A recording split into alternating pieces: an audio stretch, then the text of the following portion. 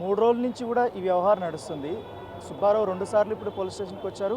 తర్వాత ఇప్పుడు మంగ్లీ కూడా అతని పైన కేసు పెట్టింది. ఏంటి మంగ్లీ ఏమైనా ఆధారాలు సమర్పించారా ఈయన మీద?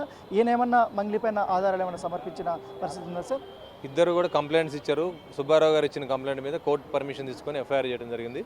మంగ్లీ ఇచ్చిన కంప్లైంట్ మీద కూడా మేము లీగల్ ఒపీనియన్ కోసం పెట్టాము. అది అయిపోయిన తర్వాత దాన్ని కూడా ఈరోజు ఫైనలైజ్ చేస్తాం. సార్ బాధితులు ఇవాళ చాలామంది వచ్చారు కదా, 5 మంది 10 మంది వచ్చారు కదా, ఏంటి వాళ్ళు చెప్తున్నటువంటి అంశాలు ఏంటి సార్? బాధితులు కానీ బాధితుల తరపున సంబంధించిన మైక్రో ఫైనాన్స్ సంబంధించి కానీ మాకు ఎటువంటి ఆధారాలు కానీ మాకు ఎవరు కలవలేదు. అంటే బయటేమో మేము 50 లక్షలు ఇచ్చాం 10 లక్షలు ఇచ్చాం అనేసి కూడా మీడియాతో మాట్లాడుతున్నారు. అన్ని ఆధారాలు మేము పోలీసులకు సమర్పించామని చెప్తున్నారు. కానీ ఆ మాత్రం మీకు చెప్పలేదా సార్ ఎవరు?